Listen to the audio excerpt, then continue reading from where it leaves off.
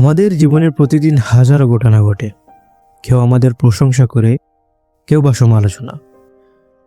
কখনো আমরা কাঙ্ক্ষিত সাফল্য পাই, আবার কখনো চরম ব্যর্থতা। কিন্তু আপনি কি কখনো ভেবে দেখেছেন এই ঘটনাগুলো আসলে কতটা গুরুত্বপূর্ণ? বিখ্যাত মনোবিজ্ঞানী ভিক্টর ফ্র্যাঙ্কল বলেছিলেন, উদ্দীপনা ও প্রতিক্রিয়ার মাঝে একটি শূন্যস্থান থাকে, আর সেই শূন্যস্থানেই লুকিয়ে থাকে আমাদের স্বাধীনতা এবং শক্তি। অর্থাৎ আপনার সাথে কি ঘটছে সেটা বড় কথা নয়, বরং আপনি তার বিপরীত কেমন রিয়াকশন বা প্রতিক্রিয়া দেখাচ্ছেন সেটাই নির্ধারণ করে আপনার জীবনের মান। প্রতিক্রিয়া মূলত দুই ধরনের হয়। একটি হলো তাৎক্ষণিক আবেগপ্রসূত প্রতিক্রিয়া, আর অন্যটি হলো চিন্তাশীল প্রতিক্রিয়া। ধরুন, রাস্তায় চলার সময় কেউ আপনাকে উদ্দেশ্য করে একটি কটু কথা বলল। আপনি যদি সাথে সাথে রেগে গিয়ে তাকে পাল্টা গালি দেন, তবে আপনি আপনার নিয়ন্ত্রণ তার হাতে তুলে দিলেন। আপনার মেজাজ তখন তার উপর নির্ভরশীল। কিন্তু আপনি যদি কেবল এটি হাসি দিয়ে চলে যান, তবে আপনি প্রমাণ করলেন যে আপনার মানসিক শান্তি অন্য কারো কথায় নষ্ট হওয়ার মতো সস্তা নয়।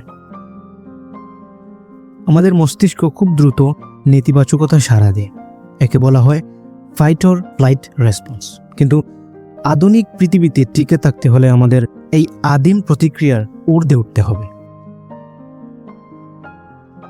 প্রতিক্রিয়া নিয়ে ইতিহাসের অন্যতম শ্রেষ্ঠ দার্শনিক এবং রোমান সম্রাট মার্কাস অরেলিয়াস একটি অমর উক্তি করেছেন। তিনি বলেছিলেন, তোমার যদি বাইরের কোনো কারণে কষ্ট হয়, তবে সেই কষ্টটা সেই জিনিসের জন্য নয়, বরং তোমার সেই জিনিসটার সম্পর্কে ধারণার জন্য। আর তোমার ক্ষমতা আছে সেই ধারণাকে যে কোনো মুহূর্তেই বদলে ফেলার। অর্থাৎ পরিস্থিতি আমাদের নিয়ন্ত্রণ করে না, বরং পরিস্থিতির উপর আমাদের যে ধারণা বা জাজমেন্ট, সেটাই আমাদের কষ্ট বা আনন্দের কারণ হয়। যদি আপনি আপনার দৃষ্টিভঙ্গি বদলে ফেলেন, তবে আপনার প্রতিক্রিয়াও বদলে যাবে। জীবনের 10% হলো আপনার সাথে যা ঘটে, আর 90% হলো আপনি তার প্রতি কেমন প্রতিক্রিয়া দেখান।